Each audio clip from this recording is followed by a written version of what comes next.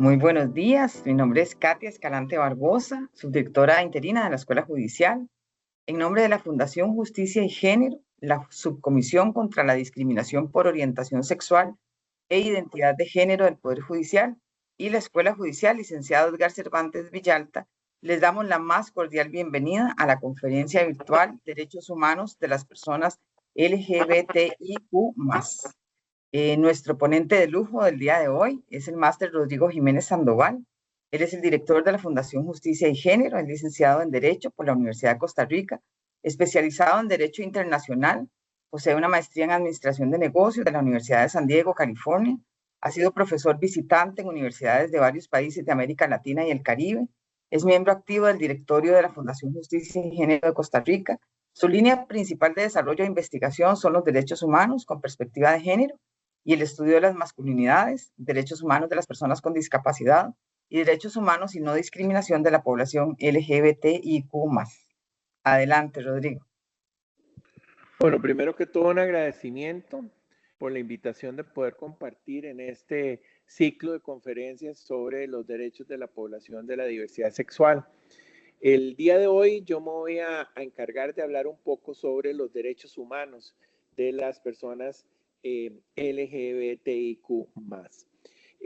Antes de iniciar con la presentación, quisiera hacer una pequeña introducción mencionando que las personas de la diversidad sexual son las que tienen menos reconocimiento a nivel de la comunidad internacional sobre el desarrollo de sus derechos humanos desde sus propias perspectivas.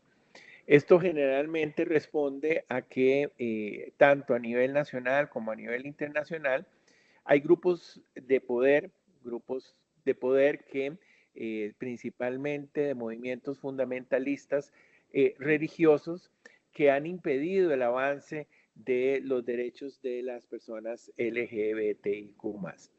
El análisis que vamos a empezar el día de hoy, o que vamos a analizar el día de hoy, va a partir de cómo ha ido evolucionando el reconocimiento de estos derechos a nivel tanto de la Organización de Naciones Unidas como de la Organización de Estados Americanos. Vamos a conocer un poco cómo se ha ido reconociendo. Les recuerdo que no existe una convención específica sobre los derechos de las personas de la diversidad sexual, sino que esfuerzos, por ejemplo, como los de las organizaciones de sociedad civil o de expertos, como son las reglas de Yogyakarta, que en esta ocasión no las voy a tomar en consideración, porque no son reglas vinculantes a los estados y al estado costarricense.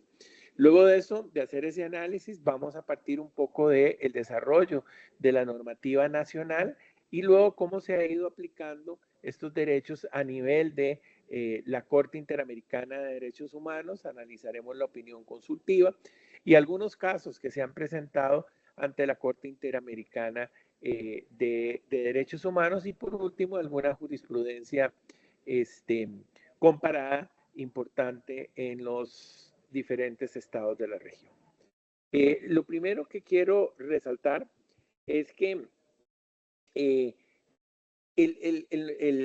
el reconocimiento de la violencia y la discriminación que sufren las personas por la orientación sexual y la identidad de género es reconocido en la Asamblea General de esta Organización de los Estados Americanos el 3 de junio del 2008. En esta resolución del 3 de julio del 2008, los estados hacen referencia o reafirman el principio de no discriminación. ¿Qué queremos decir con eso? Que los estados hablan de que se aplique por igualdad a todos los seres humanos, independientemente de la orientación sexual o la identidad de género. Si quieren, vamos pasando. La siguiente. La siguiente. Ahí vamos. Entonces vean que hay una reafirmación de los estados de la región del principio de igualdad y que no se puede discriminar o violentar por razones de orientación sexual e identidad de género. En la sesión anterior ustedes les explicaron la diferencia entre orientación sexual e identidad de género. Recuerden que la orientación sexual, según la Corte Interamericana de Derechos Humanos, es con quien la persona quiere tener relaciones emocionales, sentimentales y sexuales.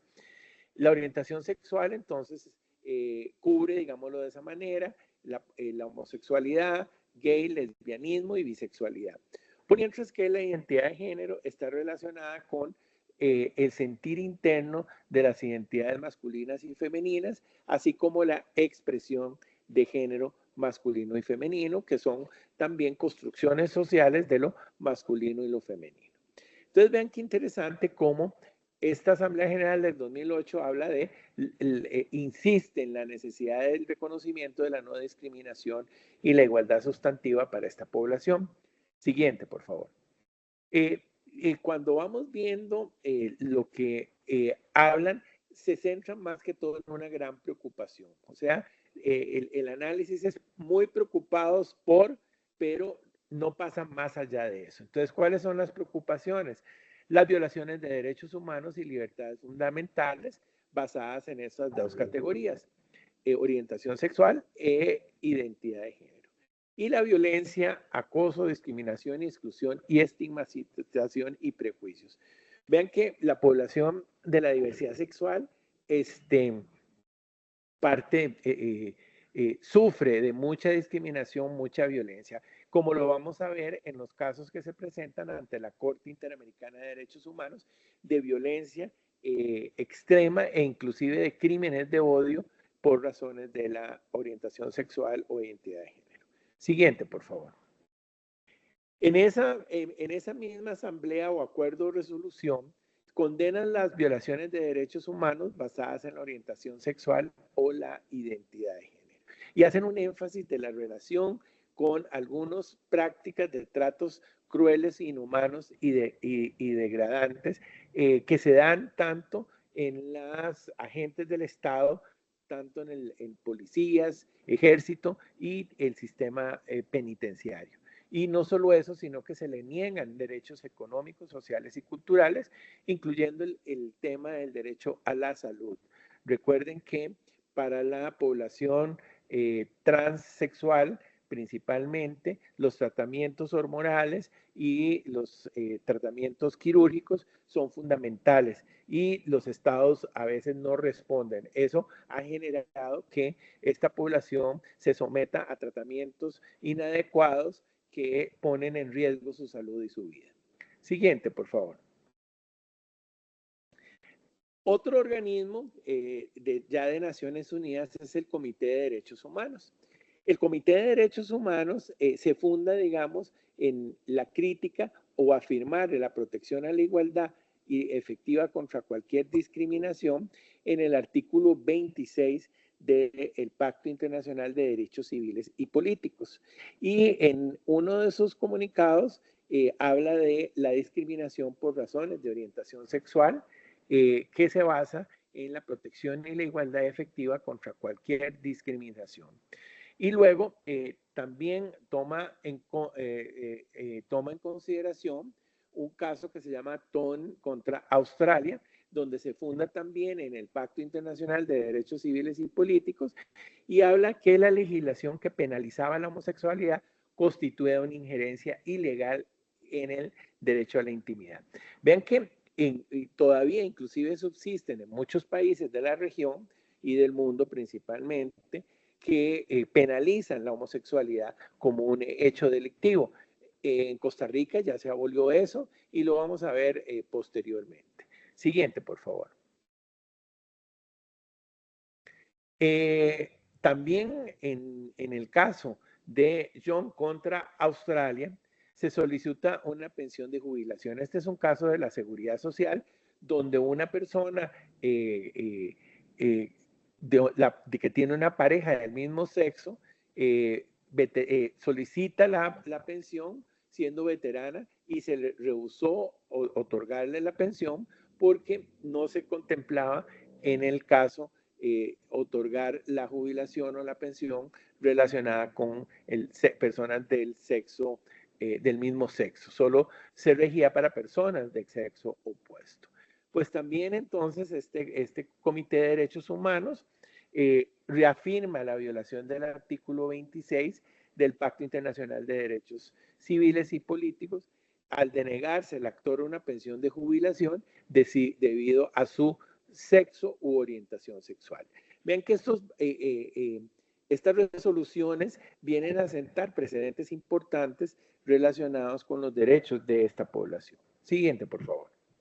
Claro que todo esto, cuando lo vayamos analizando, se basa mucho en soft law, no en fuentes principales. Luego vamos a ver algunas manifestaciones de hard law o derecho fuerte que ya habla claramente la no discriminación por razones de orientación sexual y diversidad de género. Vean que tenemos luego otro caso que se da contra Colombia en el Comité de Derechos Humanos, donde también se argumenta el artículo 26 que habíamos hablado. Habla de las diferencias en la obtención de prestaciones entre parejas casadas y parejas no casadas heterosexuales. Y el comité insiste todavía en que hay una violación del Pacto Internacional de Derechos Civiles y Políticos. Siguiente, por favor. Otro comité importante es el Comité de Derechos Económicos, Sociales y Culturales, que se basa en el Pacto Internacional de Derechos Económicos, Sociales y Culturales, y que en ese aspecto se prohíbe toda discriminación referente al acceso a la atención a la salud. Y este es un caso específico sobre limitaciones al acceso a la salud a población de la diversidad sexual o de la orientación sexual que necesitaban servicios para atención del VIH-Sida. Siguiente, por favor. El Consejo de Derechos Humanos, también de las Naciones Unidas, ha manifestado su grave preocupación por los actos de violencia y discriminación en todas las regiones del mundo y se cometen contra personas de orientación e identidad de género. Ven que tanto en Naciones Unidas como en OEA siguen con la gran preocupación, pero no concretizan en una convención sobre los derechos de esta población. Siguiente, por favor.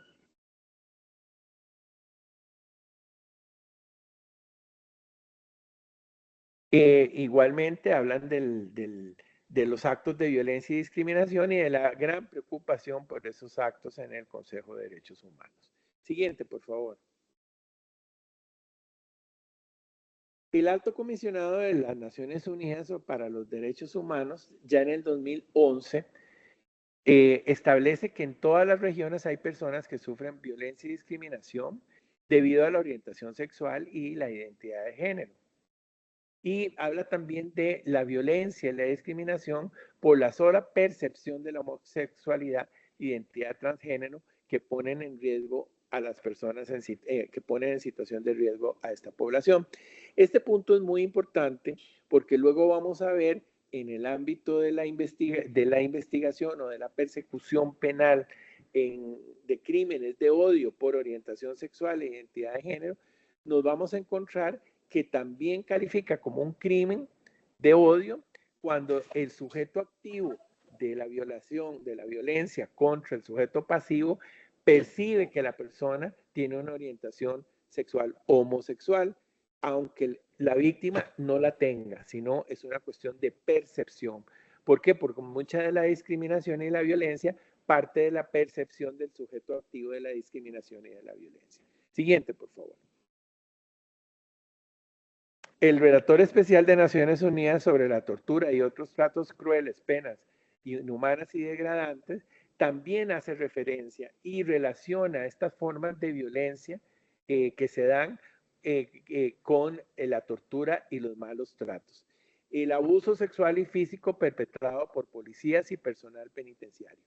En este caso, vean que ya el relator lo hablaba, pero luego vamos a ver un caso específico o dos casos específicos que son Azul Rojas Marín contra Perú y Vicky Hernández contra Honduras, donde los agentes del Estado, en este caso la policía y el ejército, cometieron actos de violaciones y de asesinatos que conforme a esta relatoría podrían configurar actos de malos tratos y tortura contra esta población. Siguiente, por favor.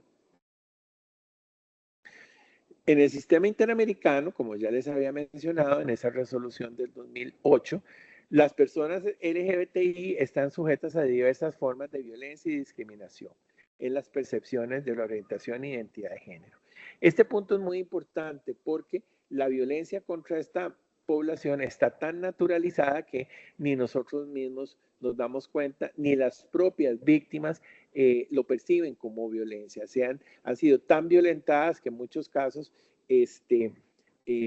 lo naturalizan o lo normalizan. Siguiente, por favor.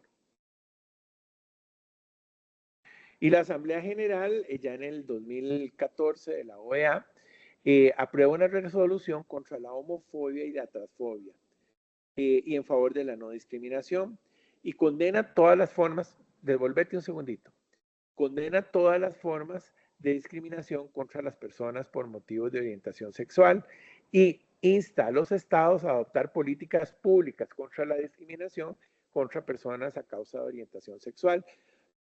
Este del 2014 incide luego en la aprobación de un decreto que aprueba Costa Rica, que lo vamos a ver posteriormente, y condena los actos de violencia y las violaciones de derechos humanos y establece la necesidad de producir datos sobre violencia homofóbica y transfóbica. Este punto también es muy importante porque si no tenemos datos, no se visibiliza el problema. Entonces, en muchísimos casos, el Estado no genera datos y al no generar datos, pareciera que no existe el problema. Siguiente, por favor. La Comisión Interamericana de Derechos Humanos, vean que ya vamos avanzando en el ámbito de los órganos que resuelven conflictos en relación a los derechos humanos. Y habla de un caso de Marta Lucía Álvarez Giraldo contra Colombia. En este caso, se le niega el derecho a tener visitas íntimas con su pareja del mismo sexo. Y entonces la víctima lleva el caso ante la Comisión Interamericana de Derechos Humanos y la Comisión establece que hay una violación al artículo 12 de la Convención Americana en cuanto hubiera injerencias abusivas o arbitrarias en su vida privada y condena al Estado colombiano a negociar y a indemnizar a la víctima que se le prohibió la visita íntima. Siguiente, por favor. La convención, ahora vamos a ver cómo se pasa ya del soft law al hard law. Y la primera convención, hay dos convenciones que reconocen la no discriminación por razones de orientación sexual e identidad de género. La primera es la Convención Interamericana contra toda forma de discriminación e intolerancia. Entonces vean que menciona dentro del listado de los motivos de la discriminación la orientación sexual, la identidad y expresión de género. Curiosamente, esta convención pues no se ha ratificado por muchos países de la región. Costa Rica ya la tiene ratificada y entonces es un brazo donde se puede alegar dentro de la argumentación jurídica la discriminación por orientación sexual, identidad y expresión de género. Siguiente. Posteriormente, nos vamos a encontrar en la Convención Interamericana sobre la protección de los derechos humanos de las personas mayores. Esta convención, también en el artículo 5 de esta convención, incorpora como una categoría de discriminación la discriminación hacia personas de diversas orientaciones sexuales e identidades de género. Entonces ven que pasamos de un soft law de comentarios o recomendaciones de asambleas generales, del Comité de Derechos Humanos, del Comité de Derechos Civiles y Políticos, del Comité de Derechos Económicos, Sociales y Culturales, de la Comisión Interamericana, pasamos entonces a dos normas ratificadas por el Estado costarricense que condenan la discriminación contra las personas de la diversidad sexual e identidad de género.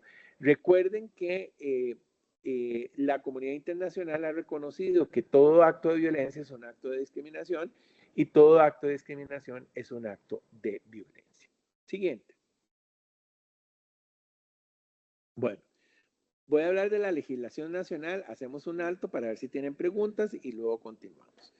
En el ámbito de la legislación nacional, pues lógicamente las normas internacionales han ido impactando en el desarrollo de los derechos y de la normativa nacional.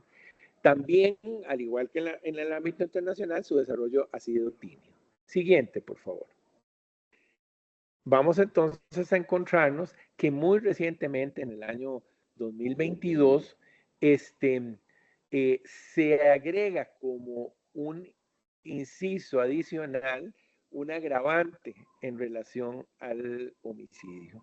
Y nos hablan entonces de matar a una persona por motivos de odio basados en pertenencia a un grupo etario, racial, étnico, religioso, de su nacionalidad, opinión política, situación migratoria, orientación sexual, identidad o expresión de género, discapacidad o características genéticas según derecho al día. Vean entonces que aumenta las penas de 20 a 30 años, si no me equivoco, de agravantes. Y se incorpora a todas las poblaciones tradicionalmente discriminadas o en situación de vulnerabilidad y a la orientación sexual, identidad y expresión de género. No crean que esto fue tan fácil. Tuvo que haber una articulación donde nosotros participamos como fundación de todas las poblaciones, porque cada una de las poblaciones, el texto original era crímenes de odio por razones raciales y étnicas, pero luego se logró incorporar a todas las otras poblaciones.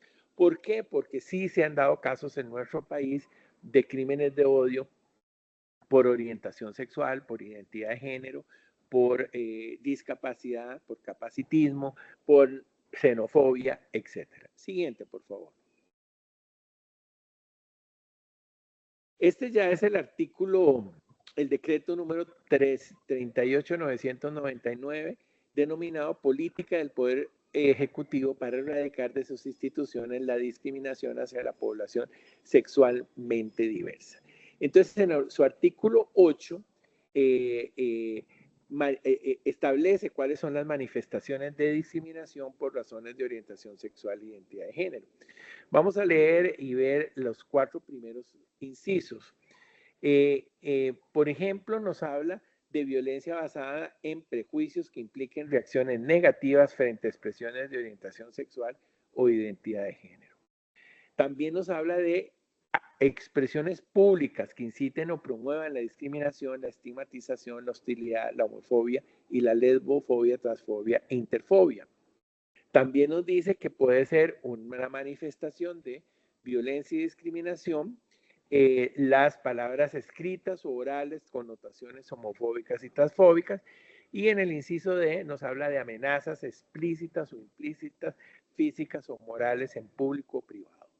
Siguiente, vamos a ver los otros artículos de este decreto número 8. Exigencias de una conducta cuya sujeción o rechazo sea en forma explícita o implícita en la condición para el empleo, el servicio o el estudio o debido a la orientación sexual. Vean que esta política no solo es para el funcionariado público, sino para los usuarios y usuarias de los servicios públicos. Agresiones físicas y psicológicas contra las personas debido a la orientación sexual, acercamientos corporales y otros contactos físicos de naturaleza con notación homofóbica, lesbofóbica, transfóbica, intersofóbica y biofóbica. La exclusión de procesos de reclutamiento, capacitación, ascenso y cualquier otra acción que implique acoso laboral por razones de la orientación sexual y la identidad de género. Siguiente. Bueno, aquí voy a hacer un pequeño alto, voy a hacer un pequeño resumen y si hay alguna pregunta o comentario, pues lo vamos a analizar. Vean que lo que hicimos fue analizar las fuentes básicas normativas principalmente de soft law o de hard law. Luego vamos a hacer ya una profundización de las resoluciones judiciales, pero en este caso vamos a ver que Naciones Unidas ni la Organización de Estados Americanos cuentan con una convención que desarrolle desde la perspectiva de la población, de la diversidad sexual, sus derechos. Lo que han hecho es reiterar en asambleas, en comités, en consejos, etcétera, el temor a la discriminación y la violencia contra esta población, hasta que se dan casos concretos en la Comisión Interamericana, como les mencioné, o en los comités de derechos humanos, o en los comités de derechos civiles y políticos y derechos económicos, sociales y culturales. Y se da un desarrollo de reconocimiento que se discrimina por razones de identidad y expresión de género en las dos convenciones que les mencioné, ratificadas por el Estado costarricense. Y por último, eso ha incidido en el desarrollo de un artículo relacionado con los crímenes de odio y un decreto para combatir la discriminación y la violencia contra la población LGBTIQ+. No sé si hay preguntas, Katia, o comentarios. Déjame ver en el chat, me parece que no, todavía no, Rodrigo. Perfecto. Entonces voy a seguir con una opinión consultiva 24-17. Históricamente, esta opinión consultiva fue solicitada por el gobierno de Carlos Alvarado a la Corte Interamericana de Derechos Humanos. En esta opinión consultiva, si ustedes se acuerdan, tuvo repercusiones a nivel nacional. A nivel nacional, evidenció la homofobia, la transfobia, la bifobia, interfobia, etc. Hubo un crecimiento exponencial por partidos fundamentalistas religiosos que casi pasan a la segunda ronda con la mayor cantidad de votos. Pero esta opinión consultiva también impacta como una fuente del derecho a toda la región. Si bien es cierto, muchos países ya tenían el matrimonio igualitario y reconocían la identidad de género, hay muchísimos más países que no la reconocen y que se han negado su reconocimiento, pero que el hecho de que haya salido la opinión consultiva, muchas organizaciones de población de la diversidad sexual han presentado ya los casos ante la Comisión Interamericana por la negación principalmente del matrimonio igualitario. Bueno, ¿qué fue lo que la opinión consultiva resolvió? El matrimonio de personas del mismo sexo y la identidad de género. Aquí es muy importante que la Corte fue más allá, porque la opinión consultiva del gobierno de Costa Rica era cómo era que se regulaban las relaciones patrimoniales de las uniones de hecho de personas del mismo sexo. Pero la Corte va más allá. Y luego con la identidad de género también hay una discusión interesante en relación a la resolución de la opinión consultiva. Siguiente, por favor. Entonces la solicitud, como ya les dije, era el reconocimiento del cambio de nombre de las personas de acuerdo con su identidad de género, la práctica de cambio de nombre a partir de su identidad de género y el reconocimiento de derechos patrimoniales derivados de un vínculo entre personas del mismo sexo. Vean que en este último punto C, la Corte va más allá y habla del matrimonio entre personas del mismo sexo. Siguiente. La función consultiva permite a la Corte interpretar cualquier norma de la Convención Americana. ¿Por qué? Porque se considera que el intérprete originario o auténtico de la Convención Americana de Derechos Humanos y de los instrumentos que derivan de esa convención es el intérprete de última de la convención y tiene la competencia para emitir con plena autoridad interpretaciones sobre todas las disposiciones de la convención, incluso aquellas de carácter procesal. Entonces es una función que tiene la Corte Interamericana de Derechos Humanos y que el Estado costarricense lo utilizó como tal. Siguiente, por favor. Bueno, en el derecho a la identidad de género y los procedimientos de cambio de nombre, ¿cuál fue la resolución que tuvo? De conformidad con los alegatos presentados o los cuestionamientos presentados por el Estado costarricense, se dijo que era el reconocimiento del libre derecho de la personalidad y el derecho a la vida privada, y que era un derecho a la identidad, la dignidad humana, con el derecho a la vida y con el principio de autonomía personal, afirmando de esta manera que la identidad sexual y de género como una manifestación de la autonomía personal. y se basa entonces en la Convención Americana, en sus artículos 7, 11 y 2. Entonces vean que argumenta que se viola el derecho a la privacidad, se viola el derecho a la dignidad, a la vida y a la identidad. Y que por lo tanto el Estado tiene que reconocer la identidad de género. Siguiente. Luego nos dice que la identidad de género y sexual se encuentra ligada al concepto de libertad y al derecho a la privacidad. ¿Ok? Y la vigencia interna e individual, este punto es muy importante. La identidad de género ha sido definida como, en esta opinión, como la vivencia interna e individual del género, tal como cada persona lo siente, pudiendo corresponder o no con el sexo asignado al momento del nacimiento. La gran discusión acá es cómo distinguimos el fraude de ley de esa vivencia interna e individual. Voy a poner, porque eso se va a dar también en el caso Vicky Hernández versus Honduras. Entonces, si es una decisión interna subjetiva, yo tomo la decisión y cuando, si no hago fraude de ley, perfecto. En muchos casos las poblaciones transexuales pues ya iniciaron su cambio con tratamientos hormonales y con tratamientos quirúrgicos. Pero si soy una persona transgénero, que estoy contento con mi cuerpo, solo que hago una expresión de género diferente, aquí el problema es cuándo debe ser la persona tratada en el ámbito estatal como mujer o como hombre. Vámonos al sistema penitenciario. ¿Cuándo es que yo decido ir a una cárcel de mujeres o cuándo decido ir a una cárcel de hombres? O cuándo decido participar en una competencia deportiva como hombre y cuándo decido participar como mujer. Aquí lo que se da y la discusión en Vicky Hernández es que esa subjetividad puede llevarnos a un fraude de ley. Y dependiendo de la conveniencia de la persona, me conviene ser mujer para la paridad, y digo que soy una mujer, cuando ya sea electo digo que no, que ya cambié y que soy un hombre, pero aprovecho la paridad.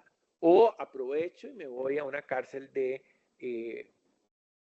mujeres y digo que soy mujer, pero en el fondo es para ejercer, digamos, una masculinidad patriarcal.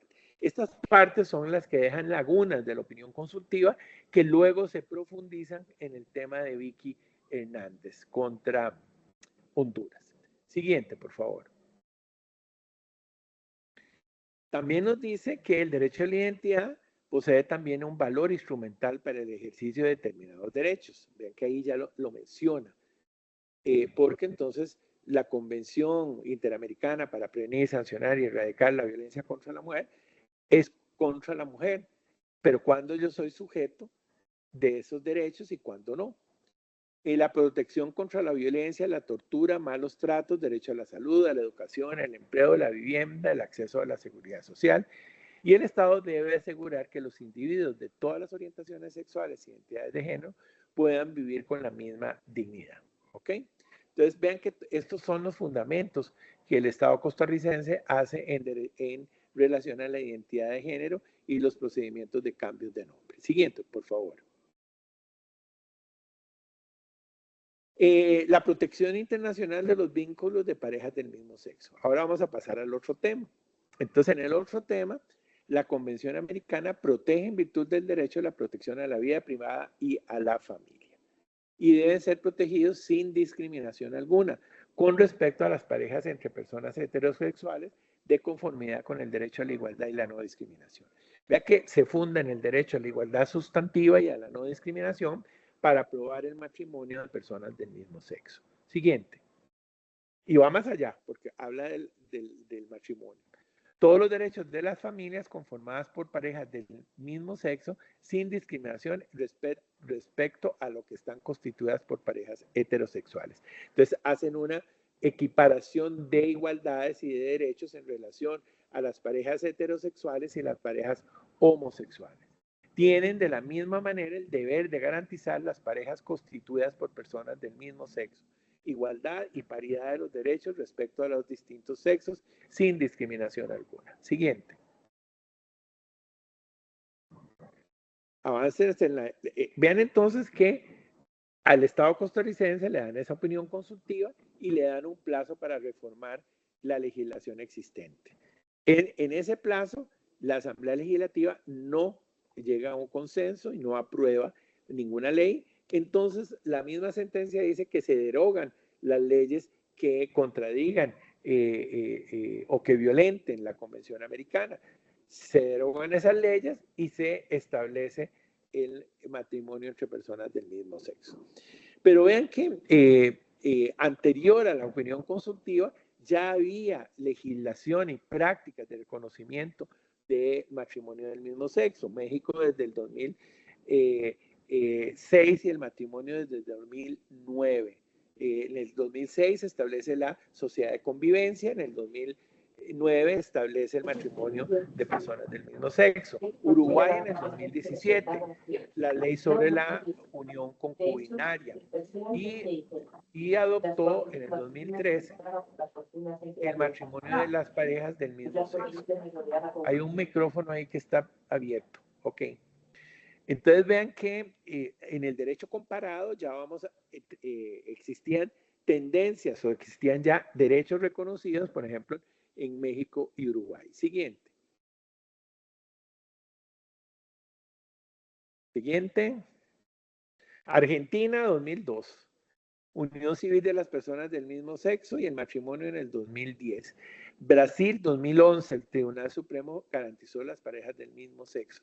Vean que en Brasil es por medios jurisprudenciales, por medio del Tribunal Federal que se reconoce. Asimismo, en mayo del 2013, el Consejo Nacional de Justicia declaró que no es posible negar el matrimonio de las uniones de hecho de las personas del mismo sexo.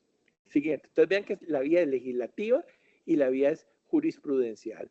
En Chile, 2015, cobró vigencia la ley que crea el Acuerdo de Unión de Civiles y la Sala Constitucional de Colombia en el 2016 reconoció el matrimonio entre parejas del mismo sexo. Entonces vean que en la región han tomado diferentes estrategias para el reconocimiento del matrimonio de personas del mismo sexo, o en legislación, o por medio de jurisprudencia de las salas constitucionales o de mayor jerarquía, o Costa Rica, que optó por la opinión consultiva. Siguiente. En relación a la opinión, bueno, Canadá en el 2005 legalizó el matrimonio. En Costa Rica, vean que fue hasta el 2020. Y en este 2020, bueno, ya antes había algunas acciones para el reconocimiento del régimen de invalidez, vejez y muerte de la Caja Costarricense del Seguro Social. Pero vean que el optar por la opinión consultiva tiene, la resolución no es obligatoria para todos los estados, pero establece un precedente jurisprudencial importantísimo. Porque ahora, por ejemplo, Panamá está siendo demandado por no reconocimiento del matrimonio de personas del mismo sexo y probablemente la comisión lo eleve a la Corte, el caso, y la Corte muy difícilmente va a argumentar en contra de lo que ya argumentó en la opinión consultiva. Siguiente. Ok. No sé si hay preguntas, chicos y chicas, anímense a hacer comentarios y preguntas en el chat. Katia, ¿hay alguna pregunta? No, no hay ninguna pregunta, Rodrigo, por ahora. Bueno, ahí vayan apuntando sus dudas, comentarios, etcétera. Bueno, ahora vamos a entrar a la Corte Interamericana de Derechos Humanos. Vamos a ver casos específicos que se han presentado y que también sientan precedentes importantes para los derechos de esta población. Siguiente. Bueno, este es un caso muy interesante que es el caso Atala Rifo y Niñas versus Chile. Es una jueza chilena que lesbiana, a la cual se le quita la guardia y crianza de sus hijas, argumentando o alegando que se le quitaba por razones de su orientación sexual. Ella acude a los tribunales chilenos, agota la vía y lleva el caso a la comisión y a la corte, alegando que hay un trato discriminatorio por la interferencia arbitraria en la vida privada y familiar que había sufrido la señora Atala. La discusión también se basaba en el interés superior de las niñas, porque se alegaba que la orientación sexual era un elemento fundamental a valorar porque afectaba el interés superior de sus hijas. Siguiente. En sentencia de la Corte declaró Chile responsable internacionalmente por haber vulnerado el derecho a la igualdad y la no discriminación.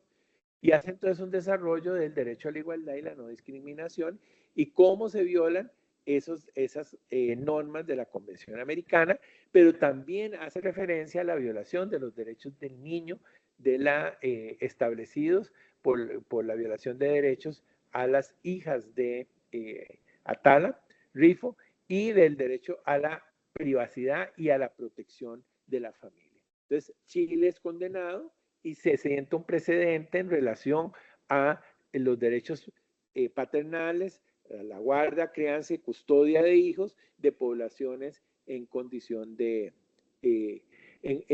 por identidad y orientación sexual. Siguiente, por favor. Ahora vamos a otro caso que también es muy interesante. Este es un caso que es Azul Rojas Marín versus Perú. Este caso es importante en el sentido de que cuando suceden los hechos, Azul Rojas Marín estaba con una identidad masculina, ¿ok? Y se consideraba como una persona gay. Cuando presenta la demanda, ya ha hecho el proceso y se considera una persona transexual. Pero los hechos fueron dados como persona con su identidad masculina y por orientación sexual. Siguiente, por favor. Entonces, en este caso, se hace primero un análisis de la situación de la población LGBTI en Perú. Esto es como para evidenciar el contexto de violencia y discriminación que sufren estas poblaciones. 62.7 señaló haber sido víctima de violencia y discriminación, siendo un 17.7 víctimas de violencia sexual. Vean que aquí hay mucha, en esta población se da mucha violencia sexual, violaciones, abusos, etc. Solo un 4.4 del total de personas agredidas o discriminadas denunció el hecho. O sea, vean que hay una cifra oculta donde la gran mayoría de las víctimas de violencia por orientación sexual e identidad de género no denuncian. Generalmente porque no creen en el sistema. Hay una falta de credibilidad, pero también por una normalización y naturalización de esa violencia. El 27% señaló haber sido atendido mal y el 24.4% señaló haber sido atendido muy mal. Y el 56.5% de la población tiene temor de expresar su orientación sexual. Y la identidad de género señalando como principal motivo del miedo a ser discriminado o agredido el 72%. Entonces vamos a tener una cifra de población que, como se dice socialmente o coloquialmente, están en el closet. ¿Y por qué están en el closet? Por un temor terrible a ser agredido y violentado. Siguiente, por favor. Bueno, ¿qué es lo que sucede con Azul Rojas Marín? Nace el 30 de noviembre, trabaja criando chanchos. Al momento de su detención, el 25 de febrero, se identifica como un hombre gay, como ya les había dicho. Y en la demanda se identifica como una mujer trans. La víctima fue detenida por fines de identificación. Ella andaba en el campo y cuando andaba en el campo fue interceptada por las fuerzas policiales. Siguiente. Él dice que las fuerzas policiales la detuvieron y le preguntaron que para dónde iba. Le dijeron, Luchito, ¿a dónde vas? Él le contesta que bueno, le dicen que a estas horas tenía que tener cuidado porque es muy tarde. Ella, nada más le preguntan eso, él sigue caminando y 20 minutos después se vuelve a acercar el vehículo y con la vara, lo golpean con la vara policial y lo obligan a subir al vehículo policial y le gritan en 3 ocasiones, cabro concha de tu madre. Fue conducido entonces a la comisión, a la comisaría de la Casa Grande, donde agentes estatales lo desnudaron, forzadamente, golpearon y violaron con una vara de policía y fue sujeto a maltratos e insultos relativos a su orientación sexual. Vean que esto se une con lo que hablaba la relatora especial sobre tratos crueles, inhumanos y degradantes. Y lo mantuvieron detenido. Vean que era únicamente, supuestamente, por la falta de identificación. Pero lo conocían, porque ya las fuerzas policiales, desde que lo arrestan, ya saben su nombre y saben de dónde es, y etcétera, porque es un pequeño pueblo en Perú. Siguiente, por favor. Se establece la Corte establece que nadie puede ser privado de libertad física salvo por las causas y condiciones fijadas de antemano por la Constitución. Lo primero, condenan el arresto y la detención ilegal. La solicitud de identificación es posible cuando la policía considere que resulta necesario prevenir un delito. Pero en este caso no hubo esa prevención y el registro de vestimenta es procedente si existiera fundado motivo en la intervención, puede estar vinculado a la comisión de un hecho delictivo. Vean que empieza a evidenciar las violaciones de derechos humanos hacia Azul Rojas Marín en razón de su orientación sexual por fuerzas policiales, por agentes del Estado. Siguiente. También la Corte considera el registro personal no fue acorde con la legislación nacional y no se brindaron facilidades necesarias para encontrar y exhibir su documento. Respecto a la posibilidad de que la señora Rojas Marín contactara a un familiar o la persona de su selección, la Corte advirtió que es el Estado el que tiene el cargo de demostrar que se le comunicó este derecho. Tampoco se probó que le hayan dado ese derecho de contactar a un familiar o a una persona que le apoyara. Siguiente. La detención inicial de la señora fue ilegal, como ya lo dijimos, el registro fue ilegal, la requisa fue ilegal. Además, la detención fue arbitraria, ya que la misma fue realizada por motivos discriminatorios. Siguiente. Esas son ya parte de las conclusiones en relación a ese aspecto.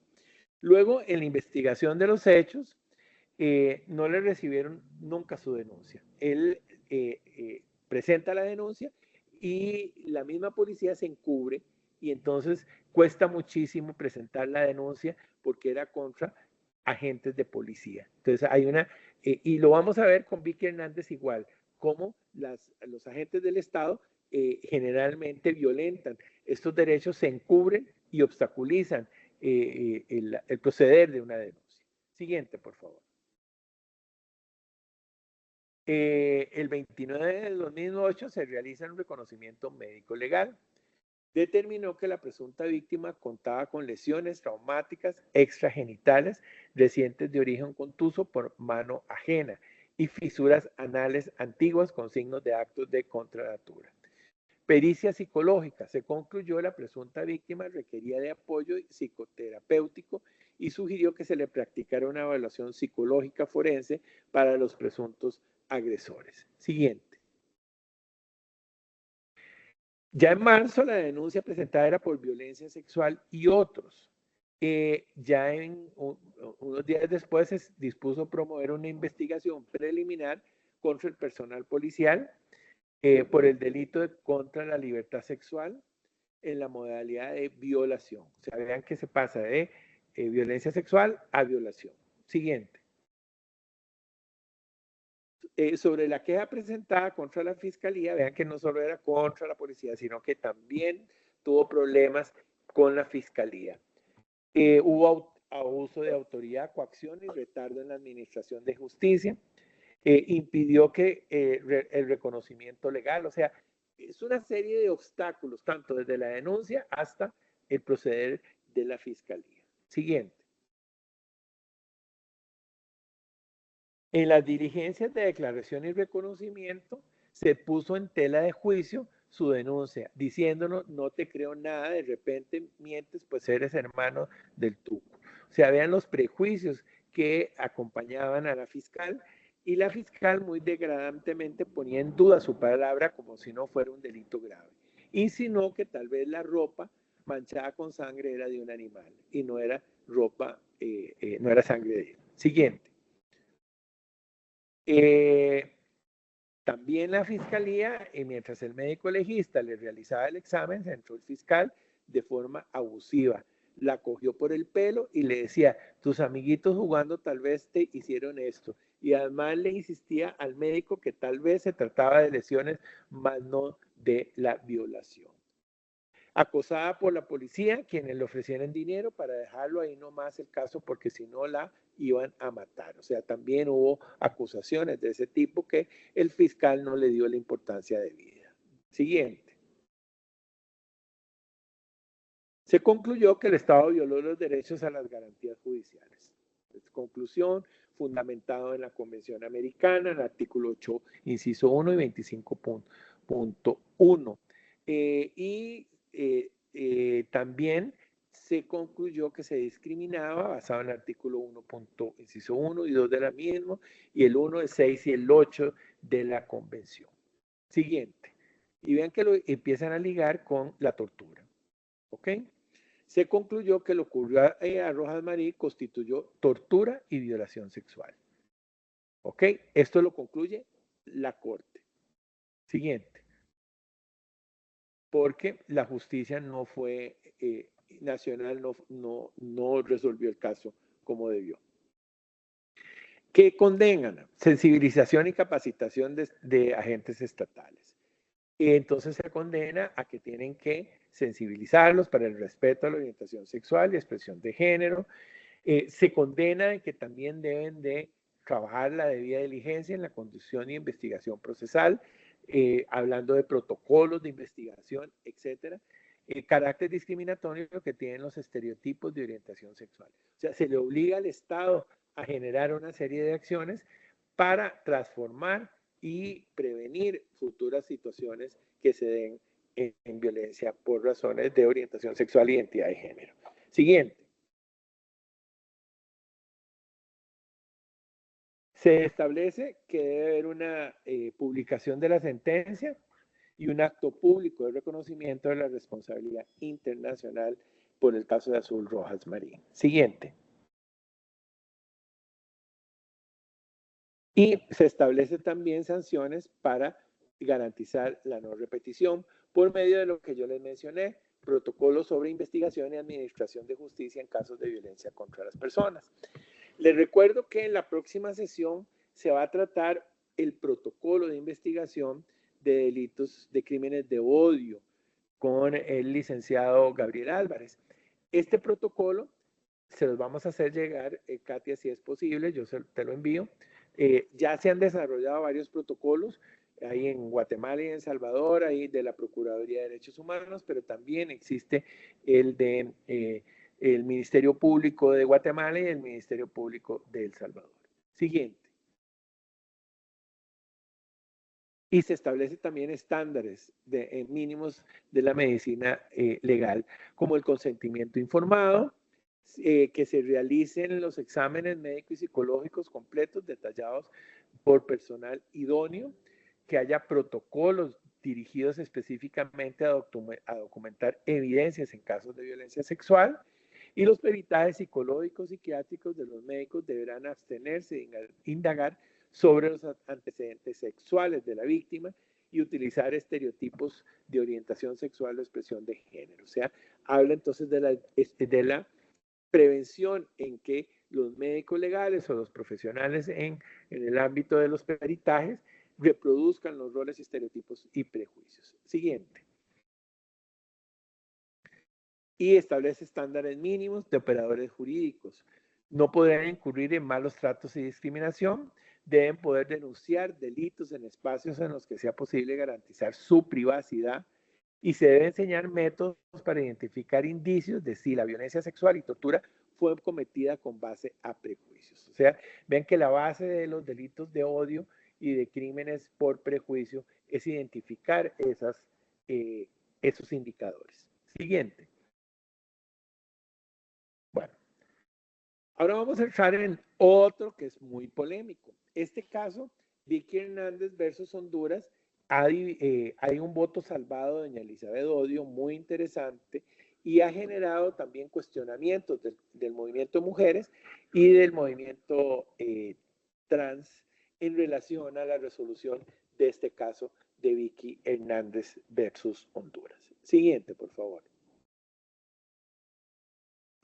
Bueno, este caso de Vicky Hernández, la Comisión Interamericana, la relatora especial sobre ejecución de extrajudiciales, determina que la discriminación y la violencia contra los miembros de la comunidad LGBTI en Honduras ha sido de materia de gran preocupación. Vean que parten también de los antecedentes que se hizo en Azul Rojas Marín.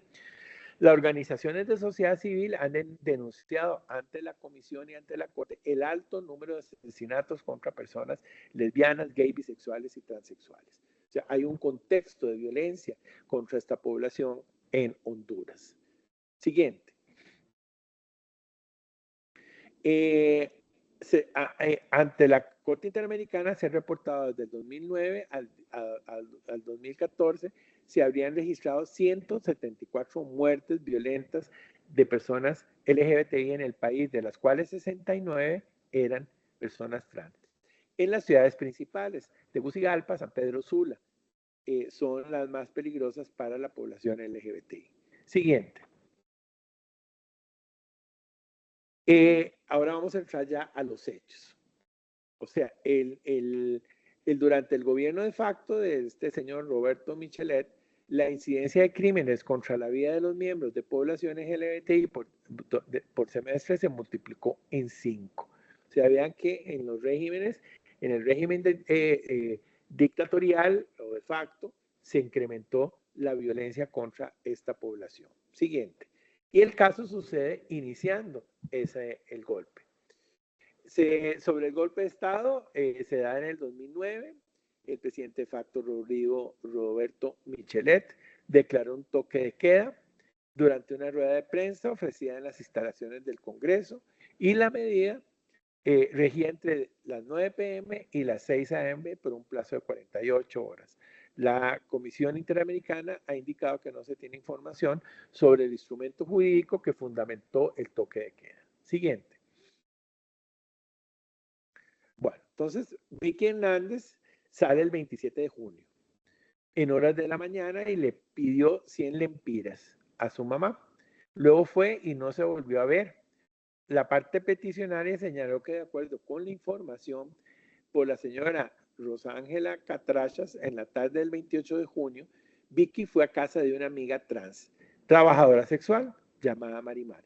Vicky también era una trabajadora sexual y después del abandono, abandonó el lugar, no se supo nada más de ella. El 29 de junio a las 7:30 de la mañana, después del toque de queda, se notificó a los agentes de investigación de la Dirección Nacional de Investigación Criminal el hallazgo de un cuerpo sin vida, que era el cuerpo de Vicky Hernández en San Pedro de Sula.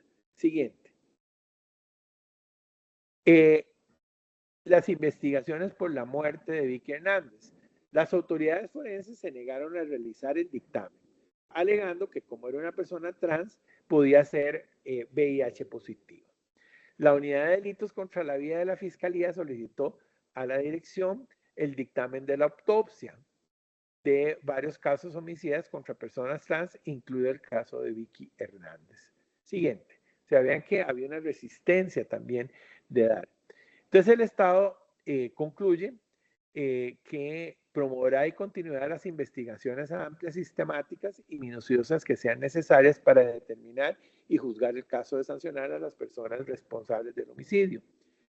El Estado deberá realizar las publicaciones indicadas en el plazo de 6 meses y el Estado deberá, con un acto público de reconocimiento de la responsabilidad internacional, y deberá otorgarle a Argelia Johannes Reyes Río una beca a través de un estipendio mensual que cubra internamente los gastos relacionados con sus estudios en una institución pública, hasta una educación técnica y universitaria. Siguiente. El Estado realizará un audiovisual documental sobre la situación de la discriminación y violencias que experimentan las mujeres trans, dará la beca educativa para mujeres trans y el Estado implementará un plan de capacitación. Vean que estas son las resoluciones de la sentencia de Vicky Hernández. Siguiente. Bueno, pero entonces aquí lo que es importante es, bueno, se prueba de que Vicky Hernández desaparece durante el toque de queda. Hay testigos que la ligan con un arresto por parte de la policía y el ejército, y al día siguiente aparece muerta. No hay una correcta investigación conforme a la debida diligencia y no aparecen los culpables del asesinato de Vicky Hernández. La problemática que se da principalmente es si fue un femicidio o un crimen de odio, ¿ok? La Corte Interamericana de Derechos Humanos parte que el crimen fue un femicidio y se fundan en la Convención Interamericana para prevenir, sancionar y erradicar la violencia contra la mujer. El voto disidente de doña Elizabeth Odio nos dice que en realidad no hubo pruebas de la subjetividad de quien cometió el crimen, que fue por un crimen que fue por ser mujer, basada en la misoginia, que el hecho de que se basen en una argumentación jurídica en que fue un femicidio y no un crimen de odio, repercute y afecta también a las mujeres como afecta a los derechos de la población trans. A las mujeres la afecta porque se parte de la opinión consultiva relacionada con la subjetividad de la víctima para determinar que es mujer, que en este caso lo importante hubiera sido la subjetividad de quienes cometieron el homicidio. Porque si quienes cometieron el homicidio la percibieron como mujer, pasaría a ser un femicidio, un feminicidio. Pero si quienes cometieron el homicidio la percibieron como una mujer trans y la matan, no por ser mujer, por ser trans, invisibiliza los crímenes de odio. Entonces, doña Elizabeth lo que dice es que tanto la argumentación jurídica como la resolución de que fue un femicidio violentan los derechos de las mujeres y que no hay una claridad en la argumentación jurídica en las diferencias entre el sexo y el género. Entonces parten también de esos aspectos y nos dice doña Elizabeth que el sexo son las diferencias biológicas entre el hombre y la mujer, que es parte de la teoría de género, y el género es la construcción social de lo femenino y lo masculino, que nunca se debe confundir el sexo del género, porque los hombres y las mujeres somos diferentes por aspectos biológicos. Los hombres somos XY, las mujeres son XX y los intersexos son XXY u otros cambios hormonales o de ADN. Y entonces, doña Elizabeth parte de esos argumentos para decir que el fundamento de la sentencia está errado, que la sentencia tuvo que haber partido de que era un crimen de odio por razones de transfobia y inclusive obligar al Estado hondureño a tipificar el crimen de transfobia como parte de la sentencia que se dio. ¿Ok? Siguiente. Siguiente, porque ya todo eso lo expuse. Siguiente. Siguiente. Ahora vamos para siguiente. Esa es toda la argumentación que hizo doña Elizabeth Odio. Siguiente. Y que ha puesto, digamos, siguiente, en una discusión, siguiente, ha puesto en una discusión a nivel del movimiento de mujeres y el movimiento trans. Las mujeres porque consideran que el equiparar la mujer biológica con la mujer construida, las mujeres pierden derechos porque hay que tratar diferente a lo que es diferente.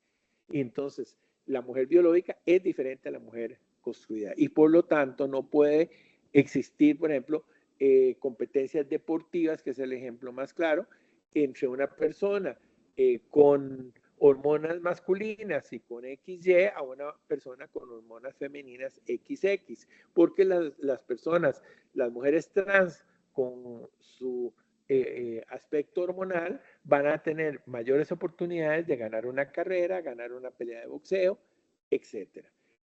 Y por otro lado, el movimiento trans también ha hecho críticas en el sentido de que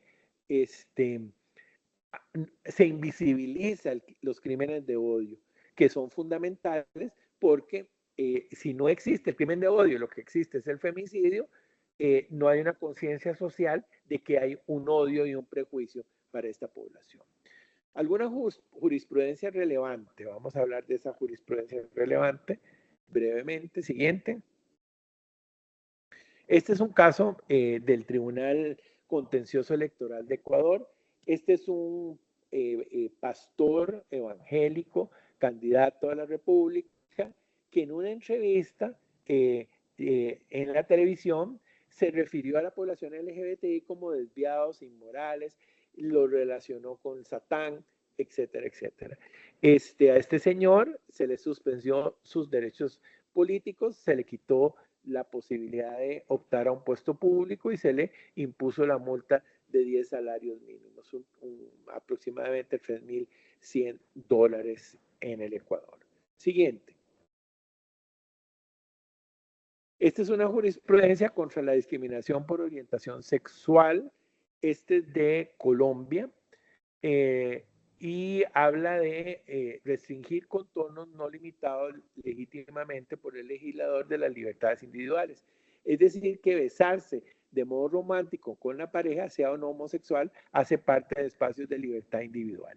¿Se acuerdan del beso diverso que hubo aquí en Costa Rica, que había un movimiento de poblaciones de orientación sexual que iban a lugares públicos, se besaban y los echaban? Este es un caso específico de una persona que fue expulsada de un lugar público, una pareja, por ser personas del mismo sexo.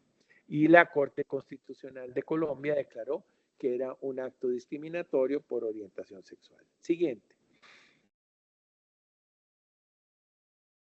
Este es otro caso de la jurisprudencia colombiana. Yo los invito a que estudien la jurisprudencia colombiana, que es muy rica en relación a los derechos de las mujeres y poblaciones en condición de vulnerabilidad. Los homosexuales no pueden ser objeto de discriminación en razón de sus condiciones tales. El hecho que esa conducta sexual no sea la misma de adoptada por la mayoría no justifica un tratamiento desigual.